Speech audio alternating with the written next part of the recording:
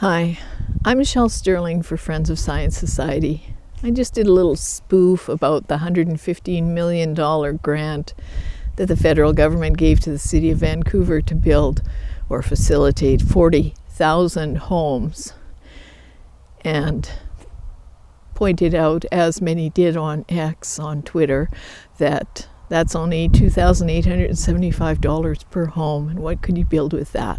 So I pointed out that you could probably put together a cardboard box home that many people are already living in Canada. But it's not a joke. That video was a bit of a spoof, but it's really not a joke that many people are living that way. Now, there are a few people in the world known as urban nesters. They're people who they want to live off grid. They're survivalists, and they do well in the city, and probably would do well even if they were dropped in the middle of the Amazon. They're survivalists by nature. But most of the people who are on the street today are there because of job loss, marital breakdown, bankruptcy. They got evicted from their apartment probably because they lost their job during the lockdown. I used to be a career and employment officer for Alberta Human Resources back in the day, and once you're homeless, it's pretty hard to get back on track. It's very hard to get government services as well, because one of the first things that happens when people become homeless is usually they either have their documents stolen, their ID, or they trade them for food or drugs or shelter, whatever they desperately need. Once you don't have those things, once you don't have a bank account, and you can't really have a bank account unless you have a physical address, then it's very, very difficult to get the kind of social income supports that people normally could get if they were in short-term trouble. And those kinds of supports are meant to lift people up over a difficult period until they find a new job, until they get a new apartment. So they're not intended to be long-term support. Now, because there are so many homeless people, of course, there are many people who are advocating for universal basic income, that every single person in Canada would get something like $2,000 a month, kind of like the CERB payments were. In fact, you might wonder if the lockdown situation that went on so long was intended to accustomize people to these kinds of concepts like universal basic income, because they were getting CERB, and in perhaps other ways to force them into accepting it, because now many people are homeless. Now many people are jobless. Now many people are really living right on the edge. And people say, well, that's because of inflation in the world. And I say, no. Look at the billions of dollars that are being wasted on green crony capitalist projects.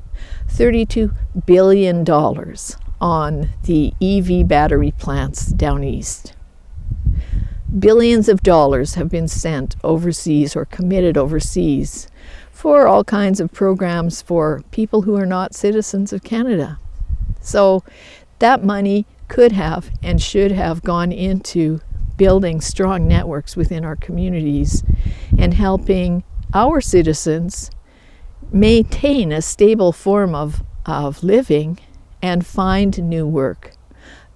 Apparently, the $32 billion for the EV plants didn't even have a job creation requirement within it, which is quite the norm. When any of these big resource companies, oil, gas, coal, forestry, when they want to do a project in or near a community, that's one of the first things that's in their environmental impact assessment. One of the first things they have to meet is a socioeconomic benefit to the local community, which means jobs. It often means some kind of cultural support.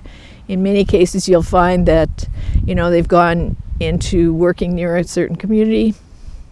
They built them a hockey rink. or they built a community center, or they funded the seniors bus service, or they built the wing on the hospital, or provided medical services.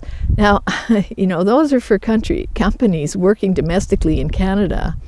And VW and Stellantis came to Canada wanting to open these EV battery factories. And the federal government didn't even require them to include job creation.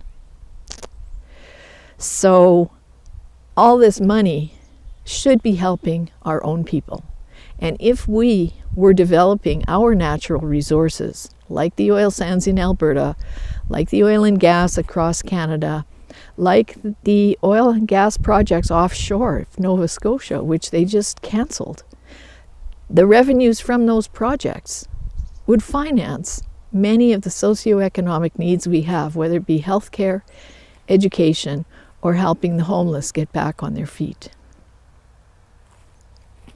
When you look at the COP28 conference, what do you see? You see that every other oil-producing country in the world is making every effort to build and export more of their product. Why? Because it's a revenue generator. That's how people live well, because you have an economy that's strong. And we, in Canada, for some very inexplicable reason, are putting our own people on the street and destroying our own economy. You have to ask yourself what's going on. There's a huge environmental movement in Canada that's blocking economic development, resource development. And if you look at what happened to Germany, which is now on the brink of collapse, and industry is fleeing Germany because they don't have enough energy to power their industries, and the prices are out of this world. When you look at Germany, you find out Russia was funding a lot of the environmental movement there. And why? Well, Russia's a competitor nation, isn't it? And Russia at that time was ensuring that Germany would be tied to Russian natural gas. And now with the conflict and the destruction of Nord Stream gas pipeline, well, now Germany is reliant on the US. So you have to look at the energy politics of the world to understand what's going on, and you have to realize that someone is intentionally blocking Canada's economic development. Our powerhouse of resources are being wasted, and our people are being put into despair. And I think it's time we asked ourselves, why? For Friends of Science Society, I'm Michelle Sterling.